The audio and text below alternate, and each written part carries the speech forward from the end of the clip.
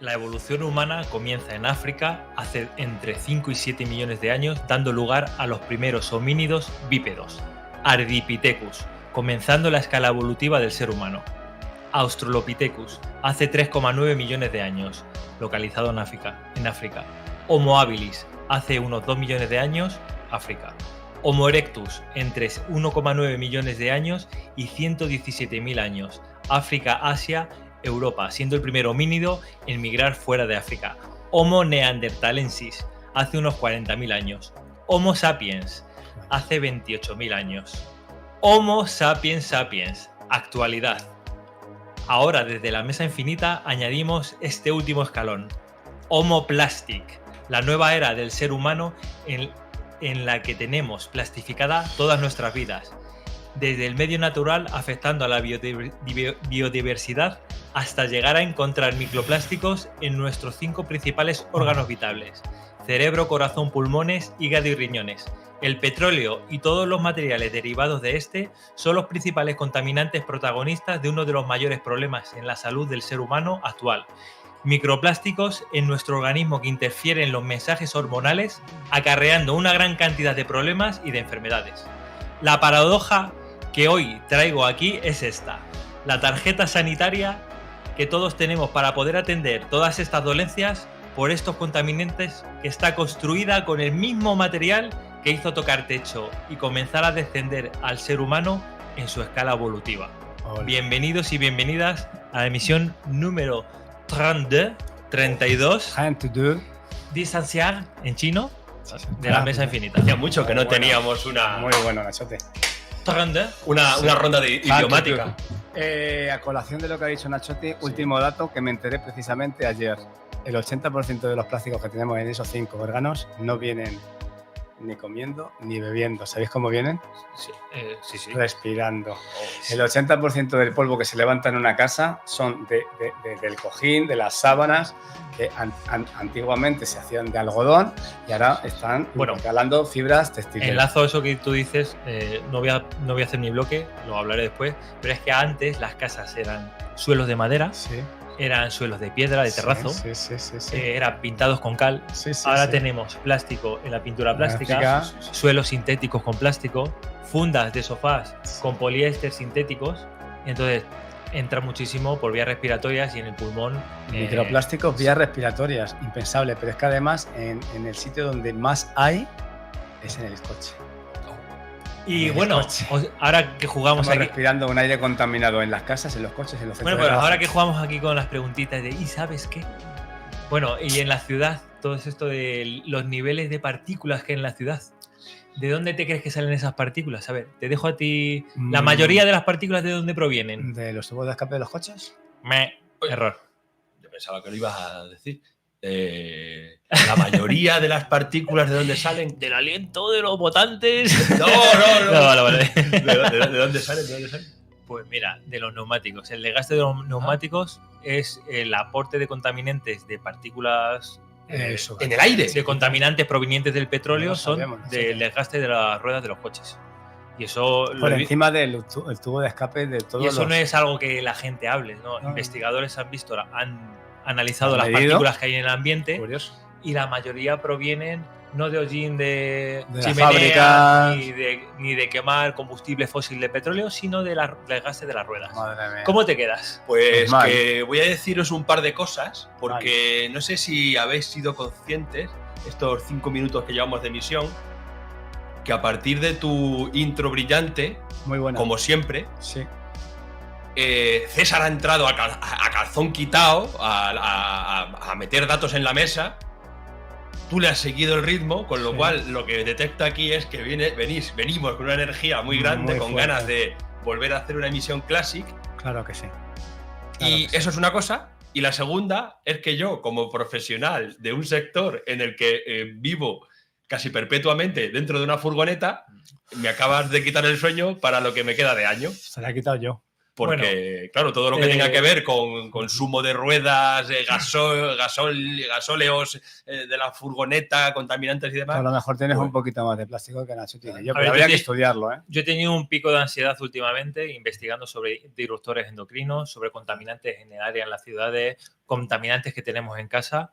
Y bueno, ahora me estoy empezando a bajar porque sé que no podemos escapar. Ya. Yo, mi consejo, si estás mucho rato en la furgoneta, cambia los filtros cada 6 meses. Los filtros de polen, los filtros de aire. Sí. Ese es mi consejo, porque ahí se acumulan muchas partículas en los filtros. Cámbialos de vez en cuando y va a ser más saludable dentro del coche. Consejo que también ventiles el coche cuando le pongas en movimiento, sobre todo en verano. No vayas a poner aire acondicionado, sino que todo eso que se ha ido acumulando... Yo lo veo en mi coche, macho. Paso la valleta hoy. Sí.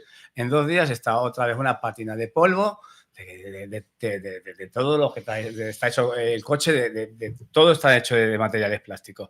Las tapicerías, el salpicadero, las alfombrillas. Y otra vez, eso está suspendido en el aire. Lo que vemos en el polvo es lo que se deposita porque va pesando más, pero todo lo demás nos lo metemos en los pulmones y de ahí pasa a nuestro organismo. Solo llevo 27 años trabajando dentro de una furgoneta. Tu barra no será de plástico. En fin, me parece fibra óptica. Me dan ganas de toser. En mi blog luego explicaré lo que son los disruptores endocrinos, que no todo el mundo está familiarizado con esto. Sí. Y explicaré un poco las consecuencias en la salud. Bien. Así que si pues quieres yo tú hablaré comenzar... de la biogenética al final, pero voy a introducir 2 preguntas. Una que lanzo ya, y no voy a poder responder nadie más que mis 2 queridos contertulios. ¿Te parece poco? Es, ¿cuál es la sustancia o el elemento más raro que hay en todo el universo? Pues mira, si queréis llamarla, yo sustancia, elemento, ¿cuál pensaríais vosotros que es la más rara? Yo, como amante de la ciencia ficción clásica, y no clásica, pero sobre todo la clásica, diría que la melange, que es esa sustancia que está en el planeta Dune y que todo el universo se pelea por ella, pero creo que no vas por ahí. Te voy a joder. ¿La sabes? La madera. Mira. Podría ser, eso ya sonó por aquí. Podría ser, pero ya lo dijimos en un programa. ¿Y no es la madera? Dijimos que la madera es más rara que los diamantes, por ejemplo, de los que están hechos muchos astros y hay planetas que ¿Quieres una contestación más friki que te guste? Sí. La singularidad de un agujero negro. Más raro que la madera es una palabrita que os voy a decir ahora mismo. La conciencia. La conciencia.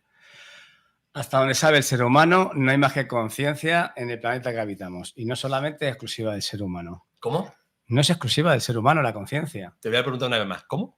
No es exclusiva del ser humano la conciencia. ¿Y entonces dónde se encuentra ese tipo de conciencia o consciencia? Se puede escribir de las 2 formas. Bien. Consciente pero no es lo mismo. No es lo mismo.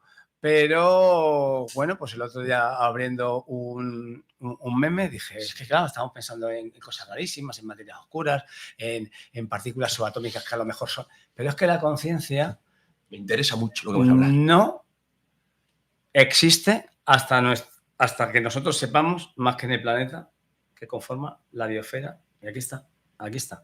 No conocemos que haya más conciencia en el resto del universo de momento. Pero cuando has hecho la pregunta la has hecho con trampa. Sí. ¿Qué es lo que has dicho? Elementos, sustancias. Claro, estás hablando de algo filosófico, etéreo, que ni siquiera sabemos de qué está compuesto. No, compuesto no de está. Electromagnetismo, probablemente.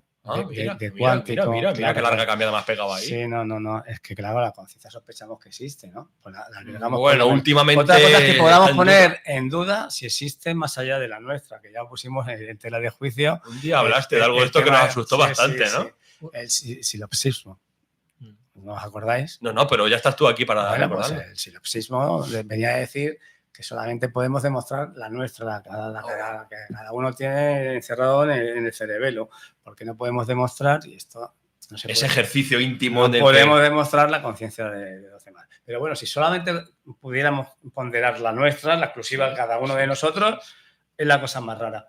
Porque además de existir, como hemos hablado en otros programas, las distancias son tan astronómicamente grandes y no vemos, con tantas constelaciones y tantas galaxias, no vemos signos de vida todavía de ningún tipo que hayamos detectado aún.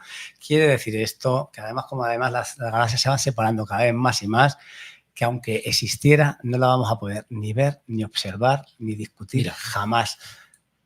Celebremos hoy que la conciencia que tenemos cada uno aquí, y si ya sumamos todas las colectividades de conciencia, es la cosa más rara del universo. ¿Os ha gustado? Muchísimo. Pues venga. ¿Has leído Solaris? No. Lee Era un Solaris. jugador de fútbol, ¿no? No. Un escritor polaco, léete Solaris y Sí. descubrirás ahí algo Vale. con un planeta consciente muy bueno. Vale, y ahora voy a abordar otra de las estadísticas que me ha gustado antes de pasar a ti, y luego ya hablaré de la epigenética, que Tenemos la tiempo para descubrió todos. una mujer en el 1931. ¿Sabéis lo que son los chirios? Los chirios son unos cereales. Habitantes de Chiria. No sé si serán. Se ríen a chote, a lo mejor es un producto sionista, de esos que ahora mismo Puede ser. mi aplicación no hace. Perdona, tiempo muerto.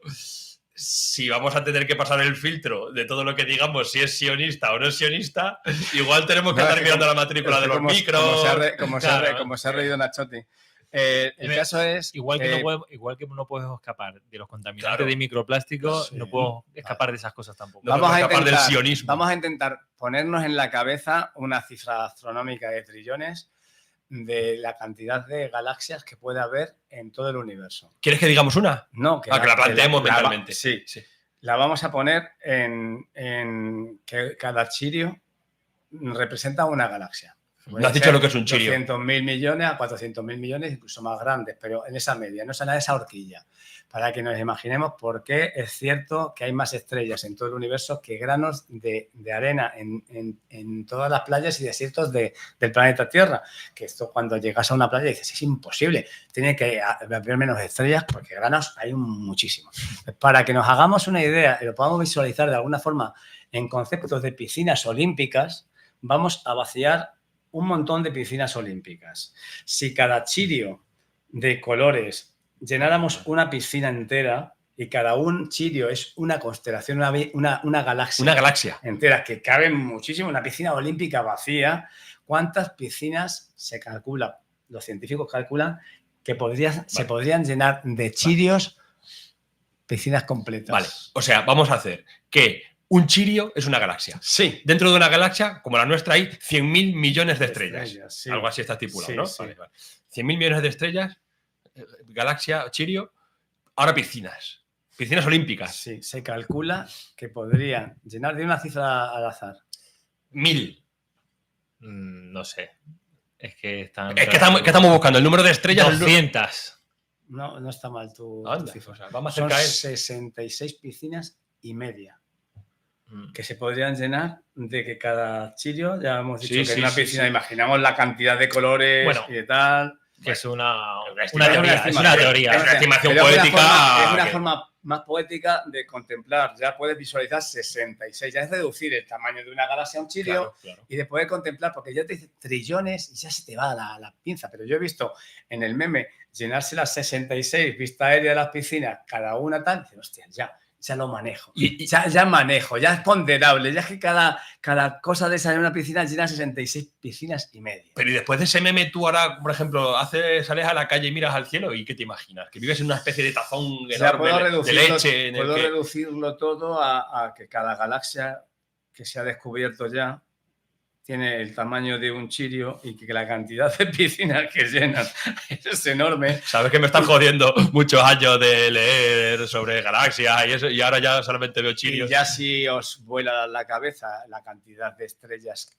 que conforman el universo, ya ni hablamos la de cantidad de planetas que puede haber, porque cada sistema estelar puede tener. Se dice 3, que tiene 4, 15, 20. menos 2 de media. Es que hay Eso muchas ya lo hemos teorías hablado, que en Y ese es mi aperitivo. nuestro universo, si rebobinas hacia atrás, 14.000 millones de años, cuando surge el universo, pero hay muchas teorías que dicen que estamos rodeados de burbujas similares a la nuestra, Sí. pues con edades distintas y es imposible de ver por el tema de las distancias. Es que hablando de distancias, lo hemos traído aquí varias veces, ¿no? Y hablamos de distancias cósmicas. Y que nunca nos llega la luz. Hablamos de distancias cósmicas como si hablásemos de distancias físicas, ¿no? De carretera. De aquí a Madrid hay 100, de aquí a Berlín 3.000. Y realmente creo que no tiene mucho sentido, ¿no? O sea, en cuanto a intentar razonar esas distancias. Mira, hoy viendo un vídeo en YouTube y tal, hablaban de las sondas Voyager y tal, la sonda que está más lejos de nosotros, hoy... Un día luz. ¿no? Un día luz. 46 años, ¿no? Después de 46, 47 años que está por ahí danzando en el espacio. Ha hecho por fin un año luz. No, un día luz. Claro, un día luz. Pues todavía, si estuviésemos nosotros físicamente en el sitio donde está esa sonda, hoy todavía veríamos las constelaciones como se ven desde la Tierra. No entiendo. Desde la Tierra, sí, las constelaciones, cuando tú las miras en el cielo, ves la Osa Mayor, ves Sagitario y las ves con una forma muy concreta. Pues esa sonda, después de 47 años viajando, a un día luz de distancia, todavía ve esas constelaciones de la misma forma. Que nosotros. No ha cambiado su perspectiva en el espacio. Las distancias son tan enormes que para que nos hagamos una idea, un día luz es nada. Es insignificante, pero es que volviendo a la conciencia del ser humano, la única manera que tenemos nosotros de percibir lo que nos rodea es la luz que nos llega. No tenemos otra herramienta. Incluso a la velocidad de la luz, por lo visto, si saliéramos a disparar a la velocidad de la luz, no veríamos cambiar con tanta facilidad los astros que tenemos posicionados, porque tienen una distancia tan enorme que ni siquiera íbamos a ver que se mueva ni dibujan un patrón diferente, ¿no? Incluso viajando a la luz. Viajaríamos en el vacío más vacío. Hostias, que nos hemos alejado y no pilotada en un bichito que salió de la Tierra y está un día a luz. Qué profundo. No podemos abarcarlo todo. No vamos a llegar a descubrir. Hay muchas teorías de físicos sobre la conciencia que dicen que la conciencia del ser humano aporta esa sintonía fina para que tengamos la situación ideal para que haya vida como la tenemos, de distancia al sol, temperatura, porque si tú ajustas cualquiera de temperatura, distancia al sol, cualquiera de esas se va todo al traste. Y hay muchas teorías que inciden que la conciencia del ser humano también ayuda a que se realice esta situación tan positiva. La propia conciencia. Es muy flipado, pero no. La propia conciencia ayuda a que todo eso esté en orden. Sí, pero eso tiene si no estuviera la conciencia humana en época de los dinosaurios, caería un meteorito. No, claro. Son teorías que yo estamos ni apoyo al 100% ni dejo de apoyar, están ahí. Y es que las he leído y son muy locas, son muy de ciencia ficción. Pero claro, lo dice gente muy seria, con muchos estudios. Son las buenas. Yo oía hoy también que cada decisión que no tomamos es una versión que está viviendo de nosotros mismos en los universos estos que hemos concebido como universos paralelos. ¿Sabes que la última novela que he leído trata sobre eso? Qué bueno, ¿eh? Y no recuerdo su nombre, pero la voy a traer. Nos quedamos en la versión del yo que gestiona la decisión, pero de todas las demás se dan en universos paralelos. Todas esas que no tomamos se dan en versiones de universos paralelos. Eso tiene que ver con la paradoja de Rödinger, ¿no? Estamos observando... El observador modifica la realidad. Claro. Entonces tiene que ver un poco con ese sentido, ¿no? Si no existiese el ser humano, ¿cambiaría la conceptualización incluso física de lo que tenemos alrededor? La realidad nuestra, como la estamos midiendo, pensamos que es la única, pero no medimos todas las demás que se puedan dar infinitas de las decisiones que nos tomamos. Y otra cosa más, viendo cómo está el patio, igual es mejor no observar nada para ver si todo desaparece o cambia. Claro, es que solamente estamos acostumbrados a que lo que medimos y observamos existe. Claro. No podemos concebir nada de la dimensión en la que estamos acostumbrados, ¿no? ¿No creéis que a alguien le va a petar la cabeza cuando vea la misión 32? Es que de todas las cosas que manejamos en este programa es para no dormir tampoco de forma ligera, ¿eh? Es que hablando de la teoría, ¿tú has dicho de Rödinger o la de la doble rendija? Bueno... La doble rendija... Al final están un poco hermanadas, ¿no? Conceptualmente, aunque son dos teorías que se pueden explicar de forma separada. Ya lo hablamos aquí en otro programa. Hay una que riza el rizo con la de la doble rendija, que es la de la elección retardada, en la cual dice que tú estás cambiando el pasado. Con la observación. Una partícula que proviene de años luz, cuando tú la observas, la mides, ella cambia la manera en la que venía, pero no cambia en el momento, sino tenía que haber cambiado en el origen. Entonces, esa teoría te dice que estás cambiando el pasado. Tengo que leer sobre porque tú cuando mides un fotón que viene de 100 años luz, el fotón teóricamente no cambia cuando tú lo mides. Tiene que cambiar en el origen. Exacto. Entonces, esa teoría te dice que tú puedes, con tu percepción, cambiar el pasado. Sí. Tiene sentido. Quien tenga curiosidad, sentido. la teoría de elección retardada, Claro, que lo busque. Pero estamos tan sometidos a observar la realidad desde siempre el mismo punto de vista. Por ejemplo, este ejemplo a mí me quedó muy claro con pelotas de tenis. Tú ves en tu habitación que hay una pelota de tenis, ¿no? Si lo consideramos las pelotas de tenis como los fotones, que obviamente orbitan de forma que... Perdona, corrijo, no orbitan. Vale, bueno, no orbitan. Sí, están ahí. Están vibrando. Orbitan y muy bonito, pero no orbitan. Sí, lo que quiero decir es que están en muchas posiciones a la vez hasta que las medimos, ¿no? Sí. Eso me llevaba al ejemplo de que solamente cuando fijas la atención en la pelota tú la ves ahí, pero si no midieras es como si la pelota pudiera estar ocupando todo el espacio de esa habitación, pero no solamente esa habitación, de todo el universo. Porque... Sí, la observación desencadena la posición de la partícula. Claro, ese el colapso de la partícula es cuando la mides. Ese momento cuando la mides, claro. Si no es como algo anárquico, que es cuando le hace una foto y se para. Pero si no le hace la foto, no se para. Lo del colapso es una de las cosas más misteriosas del universo, ¿no? Que ha explorado la cuántica. Pero ya solamente que un fotón pueda estar en dos sitios a la vez, a mí ya ya me romperé todos los conceptos de que esta realidad o es muy caprichosa o es una simulación. Es muy caprichosa. O es una simulación de algo o estamos en un juego operado por gente que se lo está pasando muy bien. A mí lo que más me sigue apasionando de todo es el entrelazamiento cuántico. Vale. Y que esa comunicación entre partículas que estaban hermanadas se comunican al instante, sin delay. Eso vale. Se te vuela la peluca. Te va a volar más ahora, Nachote, se te va a volar más ahora, porque es básicamente lo que han descubierto ahora de que la conciencia se basa en entrelazamiento cuántico sin dilación de todas las conexiones de las 100.000 millones de neuronas conectando sin esa dilación. A ver, algo de entrelazamiento biológico tiene que haber entre hermanos gemelos, cuando a uno le pasa algo y el otro reacciona de alguna manera, hay algún tipo de entrelazamiento biológico. De alguna manera. Eso y el electromagnetismo es lo que nos da a cada uno la sensación de tener una... Porque eso está demostrado. Hermanos gemelos, que a veces, no siempre, por favor, que le pasa algo grave a uno y el otro está a la otra punta del planeta y siente algo. Que sí, que suena muy místico, pero... Es que y si los pudieras separar por millones de años luz... Bueno, eso no lo sabemos, Si a lo mejor eso es teorizar. Nachote, si los pudiéramos separar a millones de años luz, el entrelazamiento cuántico de sus cerebros estarían conectados sin dilación. Piénsalo.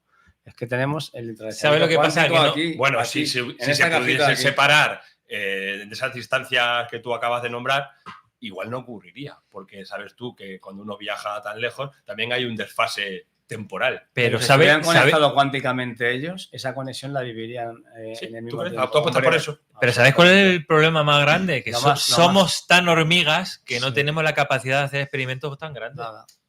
Pero, y aún así, perdona, o sea, con todo lo que estamos soltando aquí, que a nosotros nos apasiona tanto y que parece que es tan místico y tanto de esto, ¿por qué la gente no se dedica a hablar de esto y a investigar sobre estos asuntos y nos dedicamos a lo que nos dedicamos? Investigando sin voz.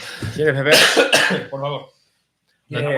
¿Sabes qué? ¿Quieres leche? Un poquito de vodka. Hostias, ¿en serio tienes eso? Dame un poco de eso, guapo. Eso leche de coco y arroz. Investigando sin voz. Si tuviéramos que poblar todos los universos habitables o potencialmente habitables que pudiéramos ir descubriendo, ¿cómo crees que con los 88.000 millones de almas que tenemos en el planeta pudiéramos llevar, si fuera factible llevarlos? No se nos ocurriría embarazar a cientos de miles de millones de mujeres, ¿no? Para, obviamente, llevar y colonizar todos esos mundos que nos encontráramos.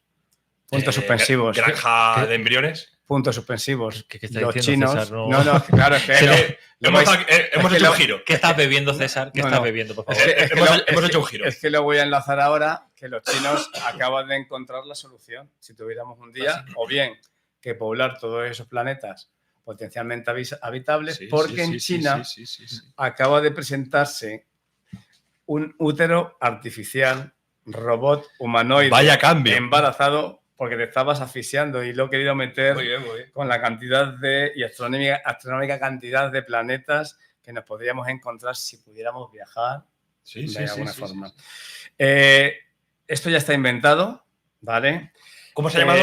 La matriz sintética tutela de forma anatómica desde el huevo fertilizado hasta el último día, desarrollado por científicos en el Instituto de Ingeniería Médica y Biotecnología de Sushan, de China. El objetivo, según ellos, es reducir riesgos, ¿vale? Sí. De malformaciones, problemas para la madre. Pero abro el debate con vosotros. Os voy a mandar luego imágenes para que lo metáis. Sí, la pondremos aquí. Una matrix artificial de metal que pueda pergeñar desde la concepción y desarrollar un feto absolutamente como si estuviera en una matrix humana. No sé. Pero le tienes que poner tú la semilla de alguna manera. No sé si quiero el óvulo y el espermatozoide son reales, pero a partir de ahí ya sabéis lo que es una placenta. Sí. Bueno, pues recrea todo. Todo. Suministra de temperatura, de oxígeno y de nutrientes sin necesidad de hacer nada más. Mi opinión. Eso ya está. Obviamente te va a venir, lo van a hacer para crear los ejércitos infinitos de hombres y de mujeres perfectas, diseñados a la carta según el prototipo. ¿Qué os parece esto que os traigo? Opino. Os mando el enlace porque os veo muy incrédulo. Yo eso le veo cierto sentido, ¿no? Para... Coño, ¿cómo estás tú de bueno? Me recuerda a la horchata chufi. Yo se le encuentro cierto sentido para procrear aquí en la Tierra. A nivel espacial, a nivel estelar, lo veo completamente inútil, ¿no? De alguna forma suave. Porque si tú lo que quieres es, no sé, llenar de gente un planeta súper lejano, 9 meses Lo de los planetas lejanos ha sido algo para llamar vuestra atención bien. y relacionarlo con el tema. Aquí. Pero mañana tenemos un problema de un coronavirus que extinga la raza humana o la no tendremos tanta suerte. ¿Vale? O bien que el declive, el horizonte donde obviamente parece ser que nos vamos a quedar muy pocos está solamente a 100 años. Por lo que decía el otro día de que la especie humana se ha mezclado muy poquito desde un aborigen australiano hasta nosotros. Y está resultando en un empobrecimiento genético bestial, más luego cómo tenemos el planeta, que es un factor determinante para que obviamente entre la sobreexplotación de los recursos y el propio crecimiento geométrico de la población pueda llegar a que estamos en un planeta que no vamos a ser capaces de salir de aquí. Esto puede ser una solución en última instancia como para llenar el planeta de... Bueno, sí, puede ser solución para muchas cosas. Yo lo que veo ahí, que ese invento, no he leído nada sobre ello, pero ya que lo traes tú, creo que eso es lo que es como un paso más allá, ¿no? El tema de la inseminación artificial o in vitro o tal, pues al final esto ya no es in vitro, esto es in matrix, ¿no? O sea, realmente no hace falta que la mujer se quede embarazada. ¿Nos convertiríamos en dioses? No, bueno, dioses...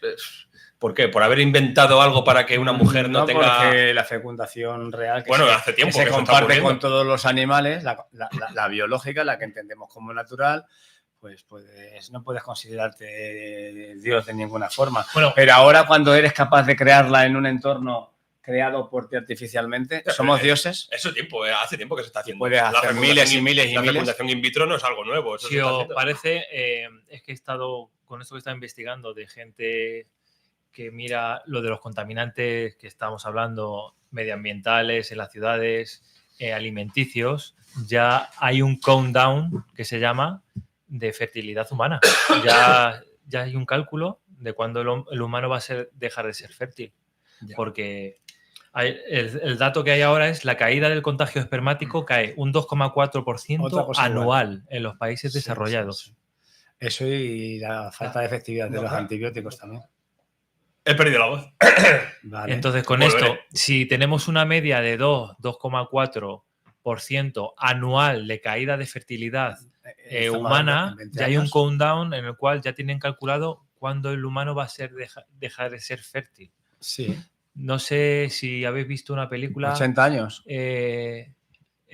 Hijos de los hombres. Hijos de los hombres. Hijos de los hombres. No la he visto. Sí, esa película en la cual el ser humano deja de ser fértil y de repente aparece una embarazada.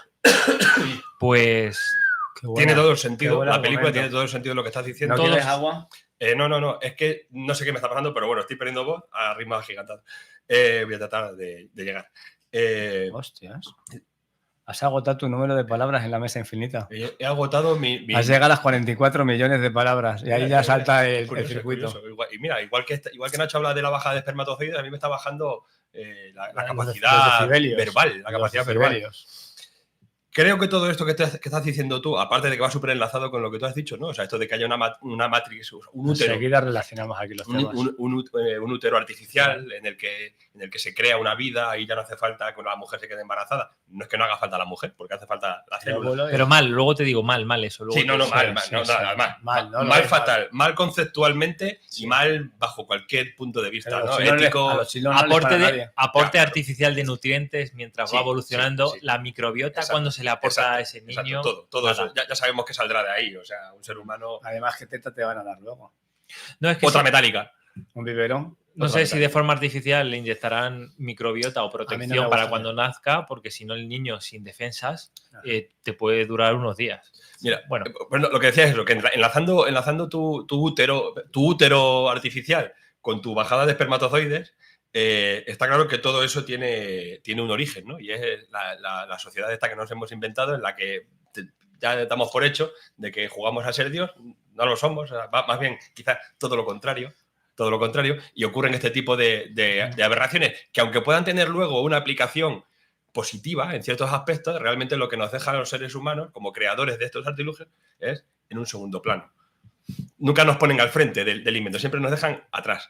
Y lo de tu bajada de espermatozoides... La mía no, perdona. La tuya no. ¿Nacho, de espermatozoides o también de óvulos? Me imagino que también. Sí. Igual tiene mucho que ver con lo que tú has dicho al principio, el tema del homoplastic, ¿no? Sí. Vienen por ahí los tiros, ¿no? O sea, viene por ahí directo porque todos los contaminantes ambientales y alimenticios, microplásticos, voy a explicar ya, son disruptores endocrinos. Vale. Perdona, Nacho y César, antes de que sigas. Porque te lo iba a haber dicho al principio, pero creo que lo ibas a tener metido en tu bloque. ¿Por qué no nos haces una cuña de lo que va a pasar este domingo?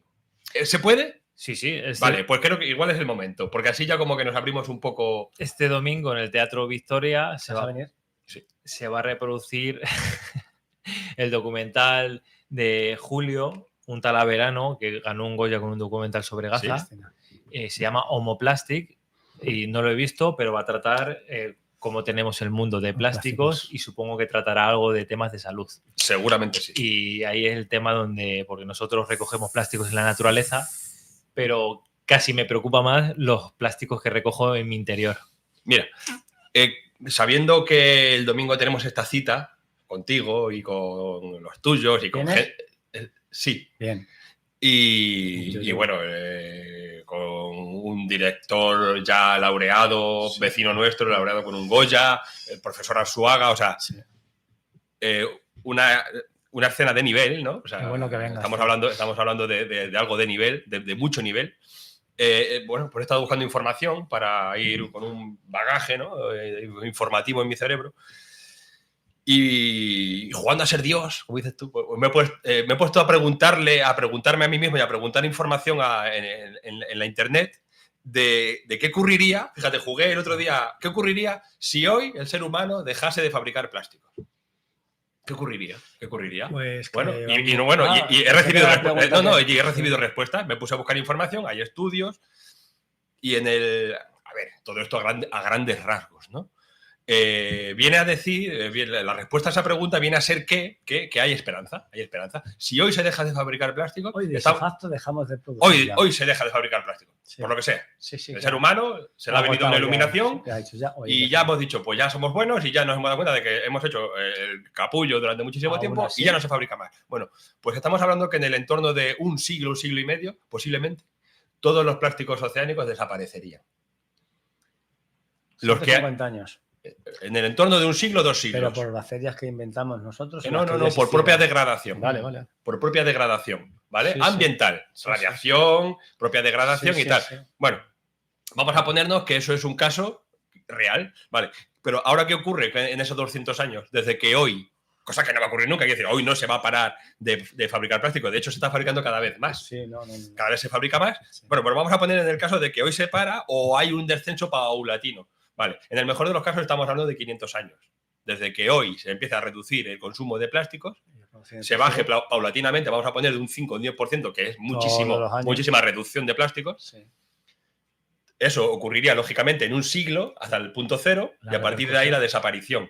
Todo lo que se está creando en los próximos 100 años, aún bajando, estamos en entorno de 4 o 5 siglos para que todo desaparezca. En cualquier caso, el paisaje es nefasto, teniendo en cuenta todo lo que perjudica a la salud, y no solamente a la salud, sino a la reproducción. Sí, pero habría que analizar, Juanmi, cuando desaparezcan en 500 años materiales plásticos en el mar, si los microplásticos siguen por ahí. Claro. ¿A qué nivel de partículas desaparecen o se deshacen? Porque el problema principal en el ser humano es que cuando entran estas partículas en nuestro interior, interfieren la comunicación hormonal. Claro. Todo tema de hormonas nuestras, de testosterona, dopamina, serotonina. Todas las funciones vitales. Sí, es un poco cortisol. Es un poco a donde yo quiero llegar, que no lo he explicado bien. Lo que quería decir es que hay un momento en el que si hoy se detiene esa producción o se ralentiza, porque no se va a detener, se ralentiza, puede que haya un momento en el que eso sea irreversible. Porque los descensos de la capacidad de reproducción, incluso de vivir, ¿no? No solamente nuestra, sino de los animales oceánicos y tal, sea ya irreversible hasta el punto de que, hasta que estaba pensando en una movida maravillosa. Dila. Maravillosa. Que te hubieras quedado sin la voz ahora y si la causa cierta hubiera sido un disruptor endocrino. Hostia, qué putada, tío. No, joder, quiero decir que si el misterio estuviera justo ahí detrás de... Dice, hostia, no sabemos tampoco si perdemos la voz por una cosa de esta. Me ha vuelto, tío. ¿Sabes qué pasa? Que hemos empezado hablando de que yo trabajo en la furgoneta y de que trago mucha mierda y de repente Nacho me ha dado su leche de coco y me he venido arriba. Es que la leche de coco de Nacho, escuchadme, lo dije el otro día en un programa, ¿no? Sí. Los 8.000 millones de seres humanos tienen una varianza, una desviación de genética tan pobre que eso no va a ayudar a que obviamente salgamos de la crisis además que acabas de apuntar, porque una familia de 300.000 bonobos, que sabemos que es este chimpancé chiquitito, que tiene una riqueza cromosomática y genética bestial que no les pondría nunca en ningún riesgo. Nosotros somos casi un grupo tan homogéneo genéticamente. Sí. El Homo sapiens. Sí, que parece que somos un grupo endógamos ya, o sea, como las familias reales de antes. O sea, me voy a parear con un aborigen de Australia y prácticamente estamos a la par de paralelismo, coincidencia genética. Y eso no les pasa a los bonobos, que se cruzan entre ellos y siempre van a producir una descendencia. Ya lo vimos con el experimento de los olores, que claro, que la riqueza genética de las nuevas generaciones hace que sean más resistentes a las enfermedades. O sea que, pero eso se lo estamos dejando un legado cada vez más pobre a nuestros hijos. Nuestros hijos son más pobres genéticamente que nosotros y nosotros que nuestros padres. Esa es la pena. Y que si cada generación va a ser más pobre genéticamente que la anterior, pues vamos a tener un problema también. Más pobres de espíritu. De espíritu ya como poco. Propongo que reconduzcamos un poco y vayamos a los bloques. Sí. ¿Cómo andamos a disruptores o quieres? Yo creo que los disruptores y yo paso luego a la epigenésica y tú terminas con lo tuyo. Venga. Entro en disruptores endocrinos. Como decía antes, quien no esté familiarizado con este palabra que es traducido del inglés, los disruptores endocrinos son todos estos contaminantes, la mayoría provenientes del petróleo, que cuando entran en nuestro organismo por vía respiratoria o por alimentación o por la piel, porque los cosméticos es uno de los focos, uno de los factores donde nos entran muchos contaminantes, cuando entran en nuestro organismo interfieren la función hormonal. Y de ahí hay muchísimas enfermedades de tiroides, de cáncer de mama, de cáncer de próstata.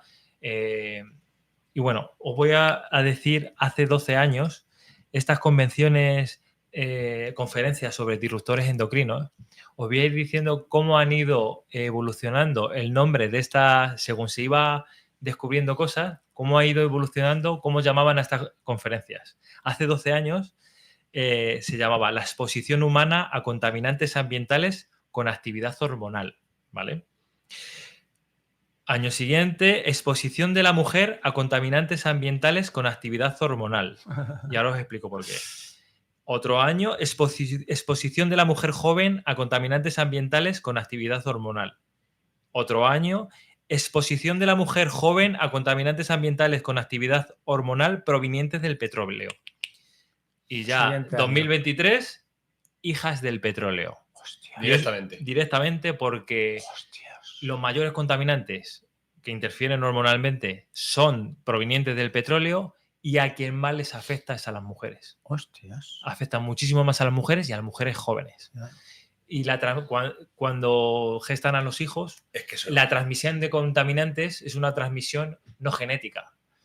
Transmiten los contaminantes, transmiten los problemas, las enfermedades de forma no genética. Sí, sí, hostias. Eso es justo el Lo que razonamiento no que se me venía a la me ha cabeza. sorprendido mucho que entren por la piel, tío. Como si Os estuviéramos en la pongo- piel de las ranas. Os sigo dando datos.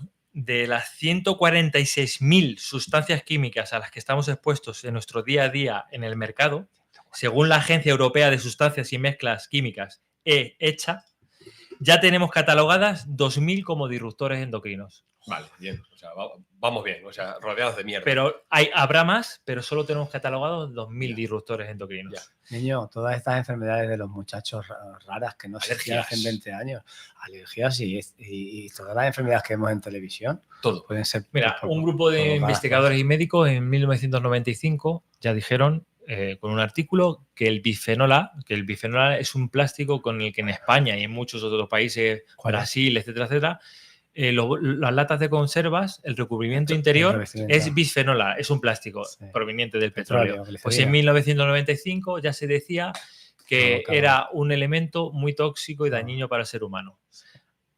Lo han quitado Adivinad cuándo se ha prohibido. hace un año. Desde el 95, Hace un año. algo así.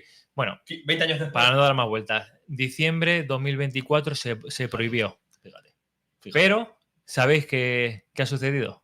Que, no, Que se va a sigue dejar atrás. fabricando. Que y- se y- sigue y- y fabricando. hay una moratoria. Hay una moratoria de Ah, mira, 18 a ver. meses. Mira, a ver. O sea, no Porque tenía ni idea. el lobby del Seguro que es plástico, sionista. el lobby del plástico no decía no haberse enterado de esta ley y ha pedido una prórroga de 18 meses, con lo que no son solo 29 años, son 30 años y 6 meses. A mí esto me parece. Pero eso es bisfenol A. Tenemos Que es el bueno. 2.000 disruptores endocrinos ya que demuestran la de problemas que Lo raro es nos... que sigamos vivos, ¿eh? De verdad. De Lo raro verdad. es que sigamos vivos. De verdad. tío. Bueno, Pues, voy a explicar un poco el bisfenol A, que es principalmente que han prohibido, que seguimos teniendo en casa en las latas de conservas todavía. La de Bisfenol A, mejillones. BPA, es un disruptor endocrino que puede provocar diversas enfermedades, incluyendo problemas reproductivos, infertilidad, quistes ováricos, menor cantidad de esperma, alteraciones metabólicas, diabetes, obesidad, enfermedades cardiovasculares, hipertensión, daño vascular, problemas de desarrollo y comportamiento, retraso en el desarrollo, hiperactividad, daño al sistema inmunitario asociado al asma, enfermedades autoinmunes y un mayor riesgo de ciertos cánceres de mama y de próstata, que es lo que yo decía antes. Todo buenas O noticias. sea que yo estaba convencido de que lo habían quitado el año pasado y yo la lata que me he comido hoy de mejillones y luego de bonito, ¿sigue teniendo esa mierda? Bueno, supongo que no solamente eso. O sea, si te quieres consolar, no solamente en la lata que te has comido hoy, seguramente en multitud de cosas más que has comido estos últimos tiempos. Menos Tú, mal que yo no soy y- agresivo. Yo he tenido una gran fuente de información que se llama Nicolás Olea, porque quiera investigar. Y también ahora estoy escuchando mucho en YouTube, en Talavera, un médico, Iván Quiroga. Quien quiera buscar un canal, nombramos aquí. recomendamos el canal de YouTube de Iván Sí, sí. Quiroga, que va a hablar mucho sobre disruptores endocrinos. ¿Podemos catalogar a Iván Quiroga amigo del programa? Sí, ya lo Qué podemos bonito. catalogar y si queréis, bueno, si me macho. dejáis, pongo Le dejamos. un audio que me dejó para el domingo Bueno, Iván Quiroga explicando qué son los disruptores endocrinos, que nadie mejor que él para Echa un poquito de explicarlo. ese Nacho.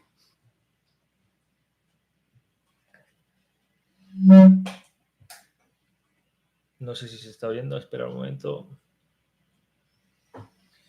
Bueno, no te preocupes porque si no se oye, lo voy a editar yo, Nacho, ¿vale?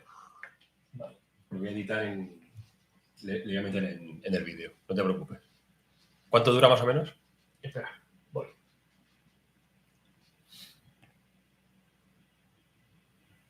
A los organizadores por invitarme. Hola a todos, gracias por estar aquí, por interesaros en este tema y gracias también a los organizadores por invitarme. Soy el doctor Iván Quiroga y os voy a explicar en un minuto qué tiene que ver los plásticos con la endocrino. La mayoría de los plásticos son disruptores endocrinos, es decir, sustancias que tienen capacidad para alterar la señalización de nuestras hormonas. De esa manera van a influir en la reproducción, en el crecimiento, en la sensación de hambre, en general, en todo nuestro metabolismo. ¿Dónde se encuentran estos disruptores endocrinos? Estos disruptores endocrinos se encuentran en las casas mal ventiladas, se encuentran en la cosmética, talatos, parabenos, triclosan, se encuentran sobre todo en nuestra cocina, en esas sartenes con recubrimientos antiadherentes que están deteriorados, en esos plásticos en los que guardamos la comida, en esos plásticos en los que además con el calor hace que estas sustancias pasen a nuestra comida, por ejemplo, en los tuppers que calentamos la comida ahí, en los film de plástico con los que tapamos la comida caliente. En todos esos sitios nos encontramos disruptores endocrinos. ¿Y qué hacemos con los microplásticos y nanoplásticos? Bueno, yo creo que iniciativas como esta son estupendas para intentar darle una solución. Gracias a todos. Increíble. Encima con el calor. ¿Tenemos micros? Sí. Bueno, pues... a ver, aquí que digamos que ya lo sabíamos, bueno, pues leemos, ¿no? Aquí leemos y llegamos a esas conclusiones, pero que lo diga un doctor, sí. Entonces, claro, estamos hablando ya de autoridad. Y que lo advirtiera hace 50 años Félix Rodríguez de la Fuente. Vale. Pues esto nos pone en guardia, ¿no? Nos pone en guardia y no solamente a nosotros adultos, ¿no? O sea, los que tenemos en casa pequeños, que tenemos que vigilar por su salud, que vigilamos de que crucen con el semáforo en verde, que crucen por el paso de peatones, sí. Dame la mano cuando vayamos por la calle, ¿no? De la cadena. Y luego le damos el bocadillo envuelto en Somos responsables, o le damos un vaso de plástico cuando vamos a comer la hamburguesa a tal hamburguesería. Quiero decir, o sea, hay que ser activo en el cuidado, ¿no? En el cuidado de nuestra salud. O sea, realmente sí. Activos. No hay que agobiarse porque es imposible escapar. Claro. Hablábamos antes que en casa tenemos todo sintéticos, desde la pintura, el suelo, el forro de las camas, de los sofás, toallas, y eso suelta partículas. La ropa poliéster, todo tema provenientes del petróleo. Cosméticos, hablando. Si queréis, os pongo un contexto de cómo saltaron las alarmas con respecto a los disruptores endocrinos. Sí, por favor. Un grupo de zoólogos en Estados Unidos ya advirtieron a médicos de la evidencia de comportamientos anómalos en las hormonas de muchas especies animales y que puede ser que esto pase en el ser humano. Unos ejemplos que yo escuché, escuchando a Nicolás Olea, testículos diminutos de caimanes en el lago Apopka en Orlando, Florida, por el DDT, diclorodifenil tricloroetano. El DDT lo habréis escuchado ya. Sí. Es un insecticida sí. Organoclorado sólido y cristalino que fue muy útil para combatir insectos transmisores de enfermedades como la malaria y plagas agrícolas. Hace muchos años, sí. Comportamiento anómalo de las aves en Michigan. Todos los peces de los grandes ríos en Canadá eran hembras y los machos estaban feminizados. Y claro, esta gente empezó a decir, ¿y qué pasa? Nosotros que compartimos hormonas exactamente igual que nuestras mismas hormonas las comparten los animales, ¿no nos va a afectar? Ese antropocentrismo otra vez del ser humano está por encima de todo, pues no. Aquí empezaron los médicos a decir, la mayoría de las enfermedades en el siglo XXI son de carácter hormonal. Cáncer de mama, cáncer de próstata, déficit de atención e hiperactividad, autismo, obesidad, problemas de tiroideos, hipervitaminosis D en España. O sea, falta de vitamina D en España, ¿pero qué es eso? El sol que tenemos. Y nada, pues simplemente saltó primero en los animales, viendo como muchas aves hormonalmente había problemas y dijeron, ¿qué pasa? En el ser humano no va a haber problemas. Claro, y sí, se encontraron que teníamos los mismos problemas hormonales. Claro que los hay. Joder, macho, vaya mal cuerpo que nos está quedando hoy. Que nadie coja miedo. Porque no sirve de nada. Bueno, exacto. O sea, mira, fíjate, que lo has dicho así de tapadillo, pero es verdad. O sea, el miedo no sirve de nada. A ver, creo que tenemos que ser conscientes. no somos, ¿no? O sea, no voy a venir yo aquí a alumbrar a la humanidad, ¿no? Aunque podría hacerlo. Es que no podemos escapar de esto. Es que no podemos escapar. Podemos intentar regatearlo, ¿no? La gambeta, podemos hacer la gambeta, ¿no? Y bueno, podemos tirar los vasos de plástico que hay en casa, podemos tener tupper de cristal en lugar de plástico, podemos intentar comprar menos cosas que vengan envasadas, lo cual es prácticamente imposible. Pero bueno, jugar un poco a lo mejor a intentar saltarnos esa norma, ¿no? De decir, sí. El gran palabra aquí es reducir. Reducir, No gastar eso. nada que tenga Reutilizar. plástico, no usar nada que tenga plástico. Reducir. Y el bendito cristal, Exacto. acero, el hierro Metal, de toda la vida. Vidrio. Metal, ¿verdad? Yo lo he visto. Tendríamos que Cerámica, volver ¿vale cerámica? a las lecheras, sí. también. Jugamos la cerámica también. cerámica en Talavera de la Reina. Habría que volver otra vez a esas botellas retornables de leche. Eso tan bonito, el lechero que viene de la leche y se lleva el bote vacío y no hay plástico. El bote de cristal. O sea, de cristal. Además, Sí. de La cristal. La de cristal. Sois conscientes como soy yo. De vidrio. Que Bueno, reciclamos. vidrio. Bueno, sí, vidrio, exacto. Sois exacto, conscientes seamos como pues- soy yo que separáis la basura, que yo hace 5 años bajaba la del plástico una vez a la semana. Bueno, sí. Ahora la estoy bajando a diario. A diario. A diario. ¿Qué va a ser dentro de 2 años? ¿3 veces? No, tendrás que tener en vez del cubo así, pues No, un pero cubo, ¿no? 3 veces al Os voy día. a preguntar qué opináis sobre un dato que os voy a leer que relacionan directamente con estos problemas hormonales. Es una frase lapidaria. Bueno, hay muchas frases lapidarias, ¿eh? Sí. Que hay médicos que dicen que el 100% de los niños en ciudades o en países desarrollados, 100% de los niños orinan microplásticos. En la placenta de la madre hay microplásticos. En el cerebro hay 6 microplásticos. gramos nosotros que tenemos de Cucharilla. microplásticos ya en el cerebro. De los 5 órganos vitales que yo decía que se acumulaban los microplásticos, donde más se acumulan son en el cerebro. Y la frase que os voy a leer, a ver qué opináis sobre esto. Lo siento mucho por tantas noticias malas, pero Ujú. la evidencia es la evidencia. El coeficiente intelectual en Europa ha bajado 3 puntos en 40 años por desajustes hormonales. ¿En Estados Esto lo Unidos? relacionan directamente. ¿En Estados Unidos cuánto ha bajado? ¿No tienes ese dato? Por desajustes hormonales. 50. Por lo menos. Ahora mismo el 50. Por lo menos. Estamos pensando que si en la placenta de la madre, ya sabéis que en los últimos meses el niño succiona y se traga parte de esos líquidos amnióticos. Pues hay niños que después de 9 meses provocan un parto, ya han consumido todo el líquido amniótico porque se lo han tragado.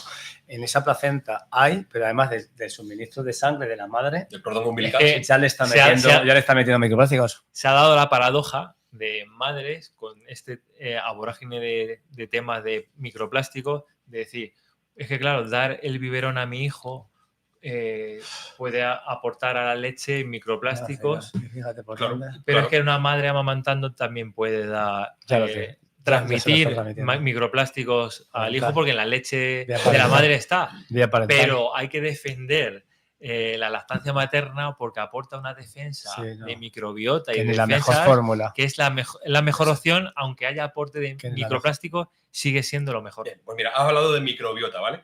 Y... Muy bien, Nachote, tu sección. Vale, sí, no. Muy buena, Bien. Llevamos casi una hora de emisión. Lo siento. Muy No, bien traída. pero fíjate lo que voy a proponer yo ahora. Sí, es ¿vale? muy necesario. Has hablado de microbiota y traigo aquí un nombre propio, ¿no? Que es María Brañas Morera, ¿vale? La Bragas mujer... morenas. ¿Perdón? Bragas morenas. No. Traigo aquí un nombre propio.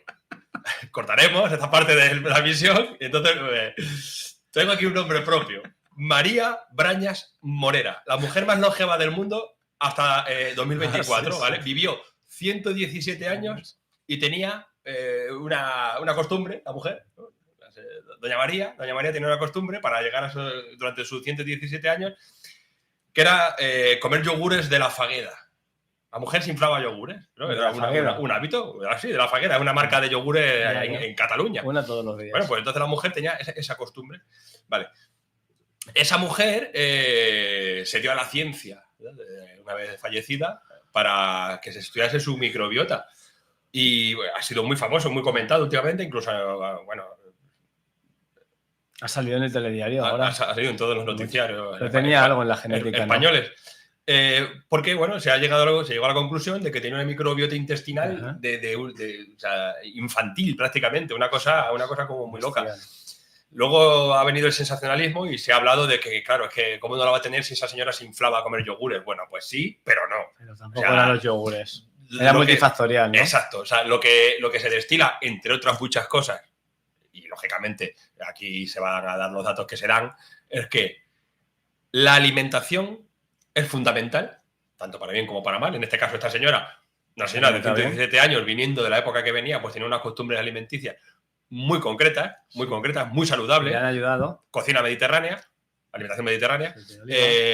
Mucho yogur. Al parecer a la señora le encantaba el yogur y eso ayuda muchísimo a la microbiota.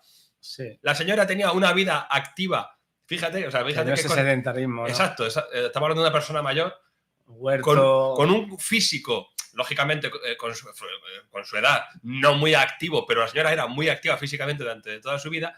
Y un dato que a mí me hace ahora ya poniéndonos un poquito más optimistas, ¿no? Después de una vida social. Vale. Social, que tiene que ver. Hacía sudoku, consideramos de letras. Pero tiene que ver mucho también con la vida social, y la vida intelectual. Al final van de la mano, ¿no? Quiere decir, no tienes que ser un licenciado. Claro, te puedo abrir un paréntesis. Sí, claro. Es que una persona que se alimente muy bien, con probióticos, con toda la alimentación perfecta, si tiene una situación de estrés o de problema psicológico, perjudica la microbiota por muy bien que se alimente.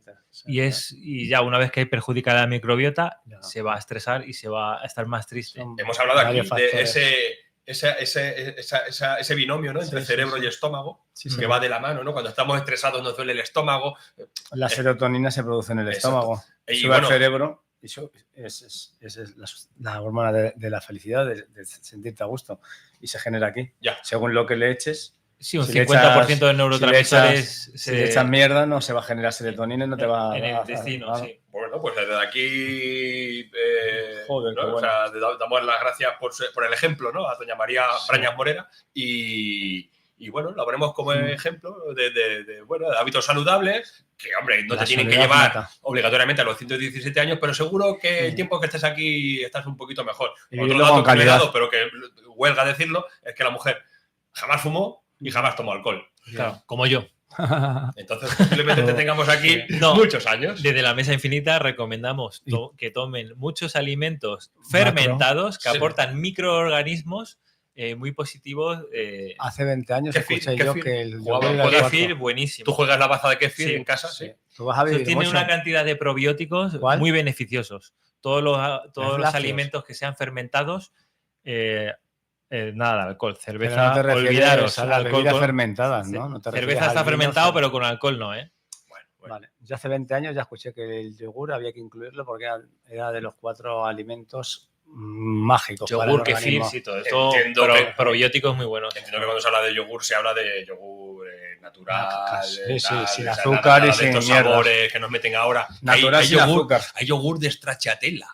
Que lo que menos llevará será yogur, claro. Sí, es el que más me gusta a mí. Ahí entramos en temas de azúcares. Exacto, y a eso me refería. Colorantes. Ultraprocesados que el organismo no sabe gestionar. Fijaros qué importante es lo de la vida social que apuntabas tú, porque los científicos saben que incluso la gente que bebe es menos pernicioso si beben en una reunión social, están celebrando, eso hace menos daño que si tú te lo bebes solo en casa y no celebras nada y estás en soledad. Quiero decir, hasta las drogas, ¿vale? Las legales y las ilegales, si estás interactuando, está demostradísimo, no me estoy inventando nada. ¿Estás haciendo apología? No, estoy haciendo apología de nada. Estoy diciendo que es tan importante socializar que el efecto pernicioso que pudieran tener las drogas ante una persona que esté solo en su casa o una persona que esté alternando, bebiendo, fumando en compañía de otros, como estás llenando el cerebro de otras hormonas que te protegen, eso te va a proteger. Sí. Si me permitís, os dejo una anécdota que escuché a una doctora de microbiota,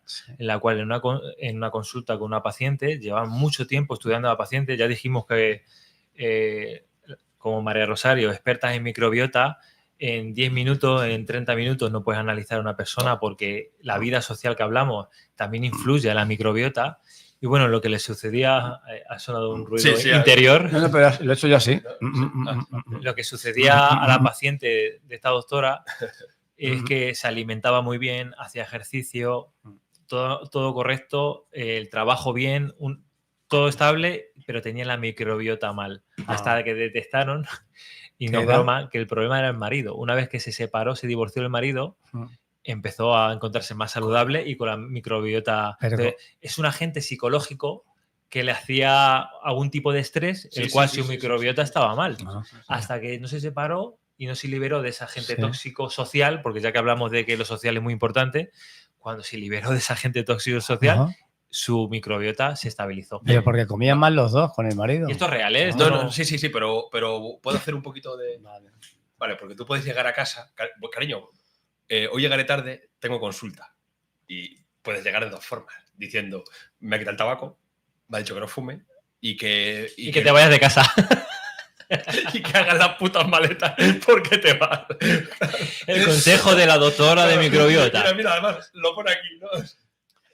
Me ha dicho, mira. Aquí está firmado. Aquí lo pone, está firmado. Aquí lo pone, que te vayas. No, eso es... Yo conocí un caso muy curioso más que este. No, en televisión, de una mujer que iba al médico de cabecera diciéndole al médico de cabecera que dormir con su marido le daba dermatitis, pero que cuando se cambiaba de cama no. Cosa más rara. 3 años, 4 años experimentando y que no veían ninguna relación. Perdona, antes de que sigas. Eso era cuando dormía con su marido. ¿Y cuando dormía con otras personas? No, cuando dormía con otras personas no tenía dermatitis. Vale. ¿Sabéis a lo que llegaron a la conclusión después de hacer pruebas de piel, de mucosas, del pijama, de las ropas y tal que era? La caspa del marido.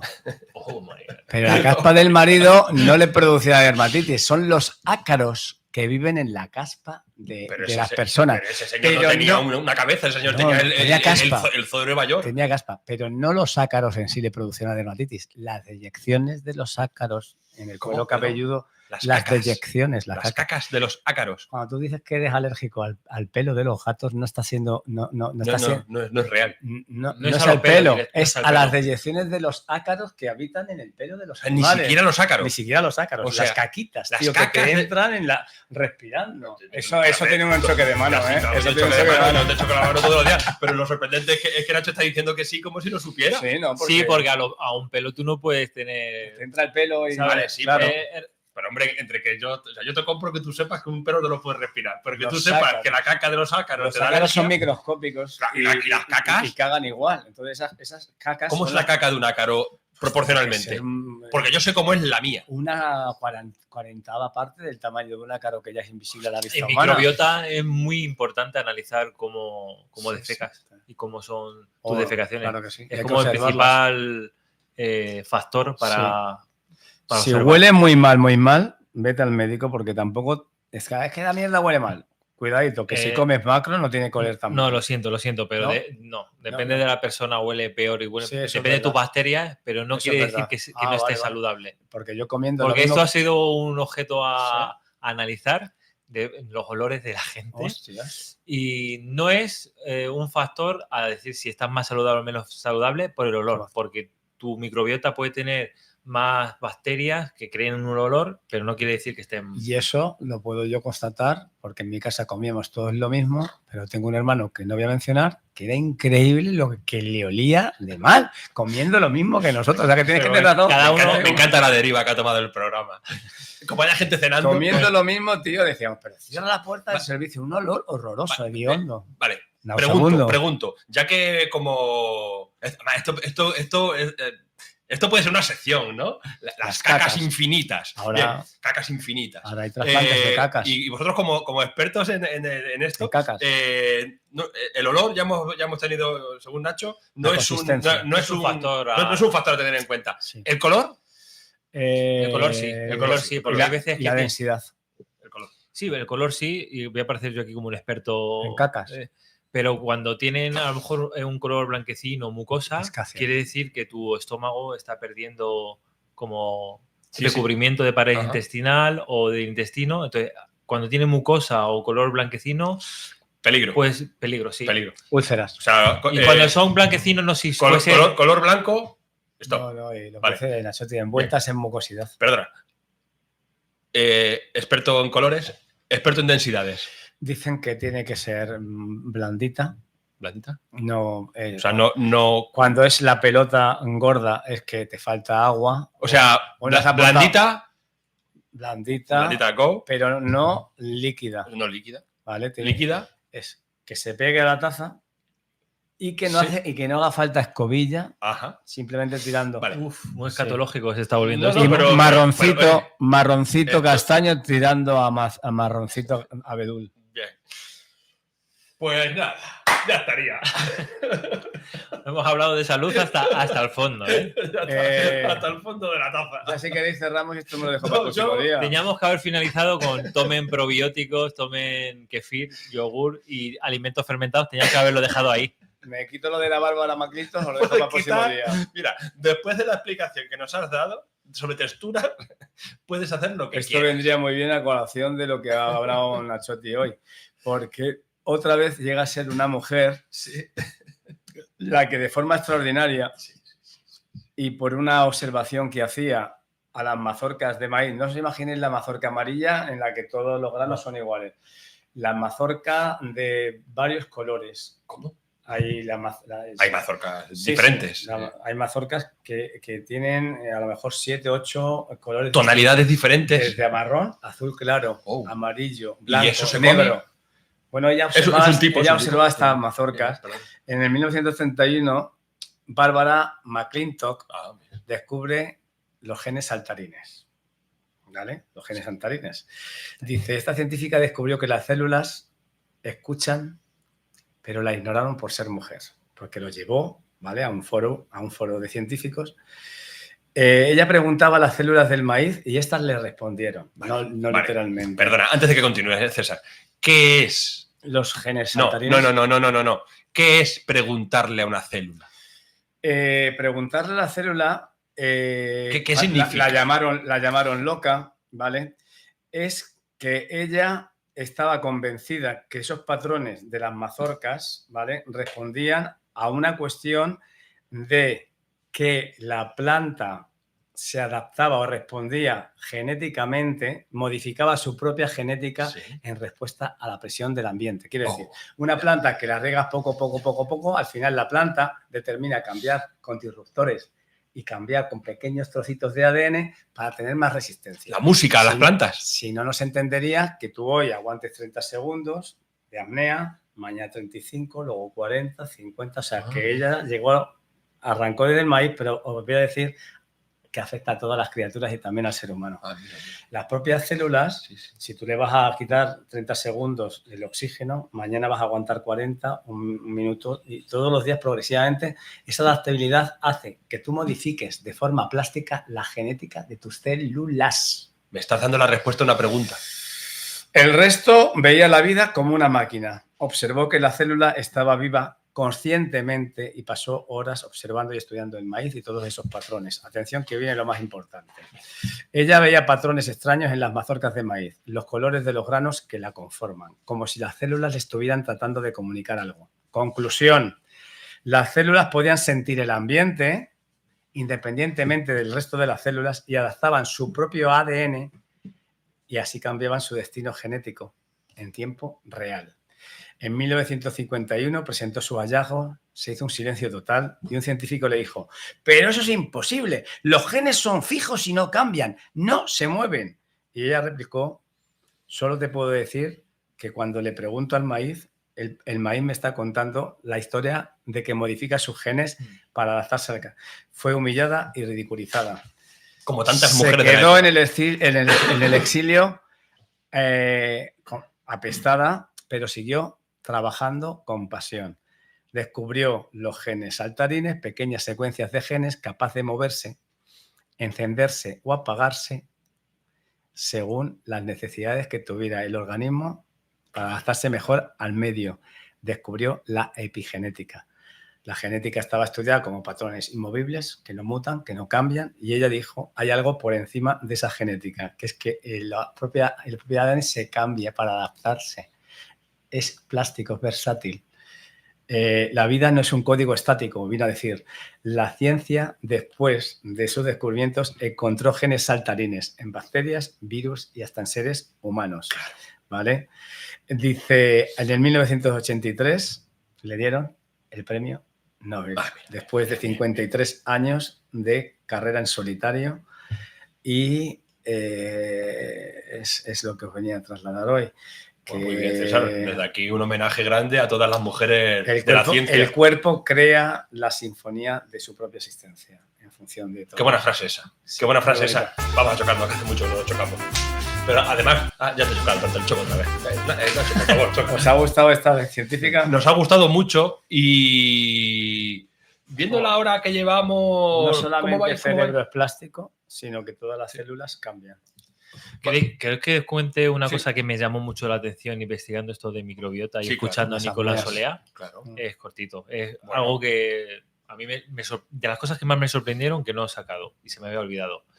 A ver qué pensáis vosotros, porque Nicolás Olea, que es un médico que lleva investigando esto más de 30 años, ellos tenían la hipótesis que una madre cuando tiene estos problemas hormonales por disruptores endocrinos, cuando está embarazada, aun cuando no está, cuando la madre todavía no sabe que está embarazada, sí, que lleva a lo mejor 40 días de gestación. Cuando no es consciente todavía. Cuando no es consciente todavía de que está embarazada, ella con estos problemas hormonales, ellos tienen la hipótesis de que cuando ese niño nazca y tenga 36, 37 años, por los problemas hormonales que tenía la madre en ese momento de gestación, sí, el niño va a ser infértil o con bajo nivel espermático. La fertilidad del hijo va a depender 37 años después, cuando el niño va a intentar... ¿Pero 37 son 37? Bueno, es un ejemplo. Bien, vale.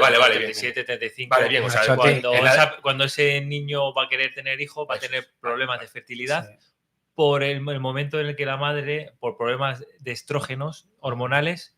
y la propia sexualidad, Nachotti. Le afectaba directamente relacionado. Nachotti, y la propia sexualidad se marca desde el principio de desarrollo embrionario. Esto a mí me llamó mucho la atención, cómo esos disruptores hormonales en el momento de gestación, en 36 años, 35, pueden afectar al descendiente. Una madre se embaraza, pilla un poquito de estrógeno y crea los testículos. Le falta un poquito de estrógenos, es básico que el niño va a ser gay, porque no va a tener la capacidad, no va a tener el torrente suficiente de estrógenos, que en este caso la conducta sexual se produce en las primeras semanas y muchos piensan que incluso en el primer... Perdona, César, pero eso no está relacionado directamente con el sexo en sí, más que con la tendencia sexual. No, lo escuché el otro día en televisión. Si hay una mínima cantidad de estrógenos, la madre, como tiene XY, obviamente le va a fabricar la genitalia masculina. Sí. Pero si no, como en otros casos que producen varones heterosexuales, sí, le falta un poco de estrógenos para obviamente producir una sexualidad heterosexual, ya lo está condicionando desde la propia vehiculación de las hormonas que la madre fabrica, masculinas y femeninas. Tiene en su torrente sanguíneo y genera todas esas. Te hago una pregunta. Entonces, tú ya que has escuchado este tema, sí, ¿significa esto, sí, entonces, que una persona, un hombre homosexual, una mujer lesbiana, nace? Claro. Anda. Obviamente, sí, se nace. Que se nace. Bueno, a lo mejor hay gente que piensa que no. No. En el 99% de los casos te diría que se nace ya con esa predisposición. Sí, hay muchos, yo no voy a llamar a gente, lo voy a llamar degenerados, que se piensan que puede haber reconducción de... Que se puede curar. Se puede curar como si fuera una enfermedad. Hubo épocas. No, volvemos otra vez. Estamos moviendo. No, cuidado, que vuelve todas las modas. Yo intentaría curar a esta gente que piensa que reconducirles. Les intentaría reconducir. En fin, ha estado muy bonito el programa. ¿Me dejáis? ¿Quieres cerrar con algo? Sí, porque... Sí, perdón. No, perdón, ninguno. Es que yo traía un bloque. ¿Has recuperado la voz? Sí, ¿te has dado cuenta? Yo traía un bloque. Pero bueno. Pero ya le meteré otro día. Pero sí me gustaría... Todo este era otro bloque que traía. Cuando has hablado tanto que nos has metido. Mi bloque. ¿Quién quiere un bloque? ¿Quién quiere un bloque? Lo que sí quería, antes de irnos, es hacer un homenaje desde la Mesa Infinita. Sí. Hablando de mujeres de la ciencia, como tú has traído una mujer... A Bárbara McClintock. A nuestra querida Bárbara. Sí. Pues yo quería traer a Jane Goodall, que falleció esta madrugada, ¿no? Supongo en Estados Unidos. Y, bueno, todo el mundo la conocía, ¿no? Jane Goodall encarna esa rara mezcla de ciencia y poesía, ¿no? Que no siempre se da en la ciencia. Llegó a las selvas de Gombe con una libreta y una paciencia infinita. Y lo que descubrió allí fue que los chimpancés no es que fuesen casi humanos, sino que nosotros éramos casi chimpancés. Pues eso fue un poco lo que nos trajo, ¿no? Nos enseñó que la frontera entre la humanidad y la naturaleza es más porosa, ¿no? de lo que parece. No estamos en un podium tan alto. En realidad somos animales expuestos a toda la porquería que nosotros mismos somos más animales que generando. El resto de los animales. ¿Sabes lo que le regalaron a sus padres? No, pero me lo vas a decir. Un peluche de chimpancé, ¿Sí? Que es lo que le despertó la vocación de que ella se quería ir a África. ¿Ves? Pues mira, ¿ves? A veces lo que regalamos determina toda una vida. Cuando lo que regalamos físicamente, si regalas a un hijo un libro, seguramente tenga más propensión a leer que si no lo hace. Si le regalas un mono, seguramente tenga más propensión a convertirse en una Jane Goodall que si no lo hacemos. Y según lo que le demos de comer, pues así la estaremos cuidando. Y bueno, no sé si para cerrar ya, chavales, porque cómo vamos de hora. Me gustaría... ¿Cuál era el animal favorito de James Goodall?